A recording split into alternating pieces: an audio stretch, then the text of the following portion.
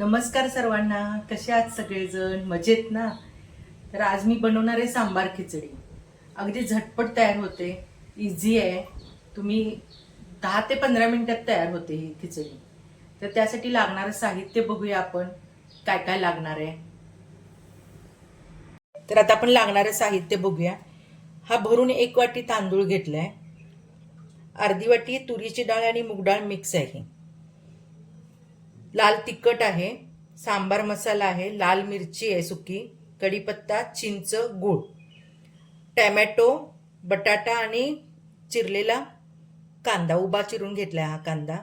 तुम्ही त्याच्यामध्ये शेवग्याची शेंग पण घेऊ शकता आणि लाल भोपळा पण, त्याने खूप टेस्ट छान येते. पण आत्ता माझ्याकडे जे अवेलेबल आहेत तेवढ्यात मी बनवते आणि पटकन इझी होते. तुम्ही ट्राय करून बघा एकदा. आता चला आपण रेसिपी बघूया त्याचे कशी करायची ते.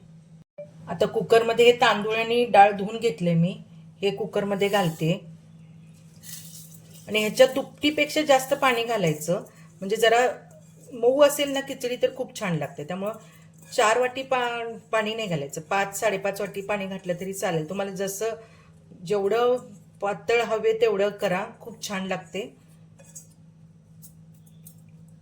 आता ह्याच्यामध्ये मी हे दुप्पट पाणी आहे, दुपटीपेक्षा 1 वाटी म्हणजे 5 वाटी पाणी घेतले, हे 5-5.5 वाटी. आता त्याच्यामध्ये आपण हा बटाटा घालणार आहे,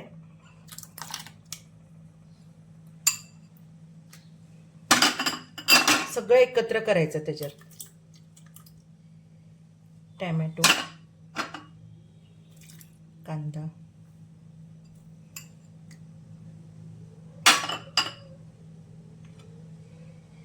लाल तिखट,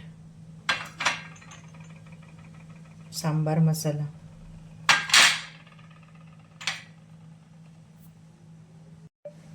चिंच आणि गुळाचं हे आहे ते पण घालते याच्यामध्ये, हिंग, हिंग जरा जास्त घालायचा, आणि हळदपूड, मीठ,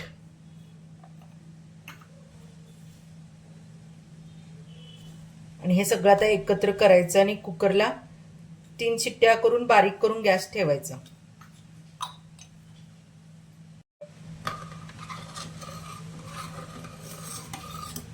अगदी इझी होते बघा, काही म्हणजे कमी, ज्यांना डाएटवर आहे त्यांना तर खूप चांगली आहे.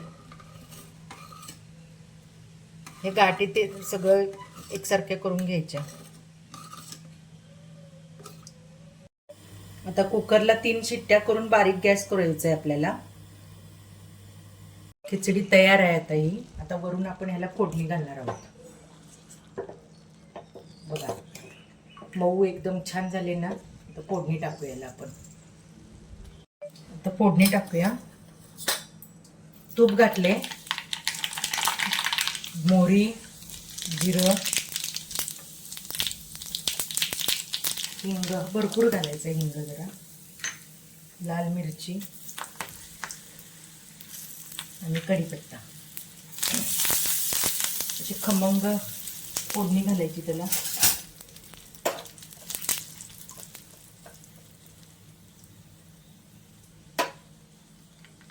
तर फोडणी आपण याच्या गरम खिचडी होती.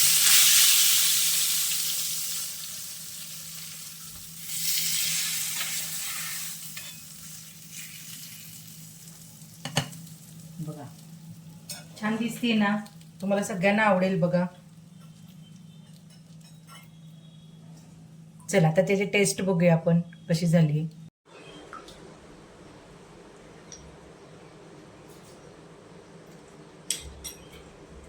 खूप मस्त झाले, नक्की ट्राय करून बघा, नक्की आवडेल तुम्हाला. अगदी आजारी माणसांना सुद्धा खूप छान आहे, पोटाला हलकी आहे.